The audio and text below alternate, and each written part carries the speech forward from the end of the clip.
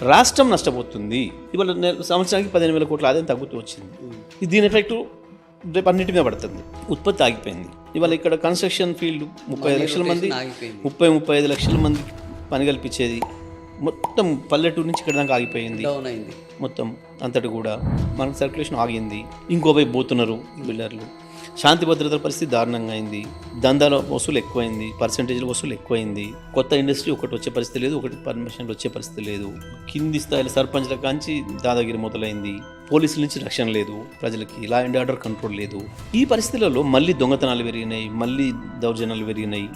అంతటి కూడా మొత్తం అంటే గడిల పాలన పోయింది, ప్రజాపాలన వచ్చింది. నేను ఏమంటున్నా, పనికి మాలిన పదం తప్ప అసలు భారతదేశమే ప్రజాపాలన. ముండ ప్రజాపాలన, వాని కొత్త పరిపాలన ప్రజాపాలన ఏందా? మొత్తం భారతదేశం ప్రజాపాలన కదా, డెమోక్రసీ కదా. ప్రజాస్వామ్యం, డెమోక్రసీ, ప్రజాపాలన అంటే ఏంది అసలు? అది రోజు సెక్రటేరియట్లో మొత్తం 3 కోట్ల మంది ప్రజలు వచ్చి కూర్చొని పరిపాలన చేస్తున్నారంట. ప్రజాపాలన అంటే ఏంది అసలు? ఏంది ప్రజాపాలన అనే దానికి డెఫినేషన్ చెప్పి నాకు.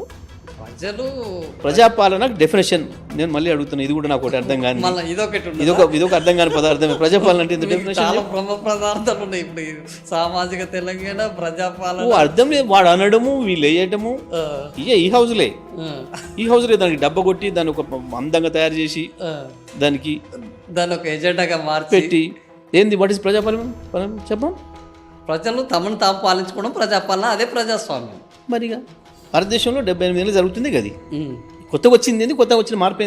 కానీ ఈ విషయాన్ని మీరు ఎన్నికల్లో ఈ విషయాన్ని ఎప్పుడు చెప్పలేదు. వాళ్ళు ఎన్నికల్లో ఇదే విషయాన్ని నినాదంగా పెట్టుకున్నారు. గడీల పాలన పోవాలి, ప్రజాపాలన రావాలని పెద్ద ఎత్తున ప్రచారం చేశారు. ఆ ప్రచారంలో వాళ్ళు సక్సెస్ అయ్యారు.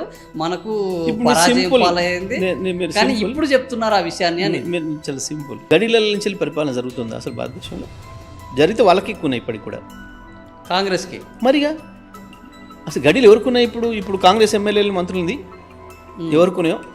మా మంత్రివర్గం ఉన్నది, వాళ్ళ మంత్రివర్గం ఉన్నది, వాళ్ళ ఎమ్మెల్యేలది మా ఎమ్మెల్యేలది ఎవరికి ఎక్కువన్నాయో. సో వాళ్ళదే గడీల పాలన అంటారు మీరు. మరిగా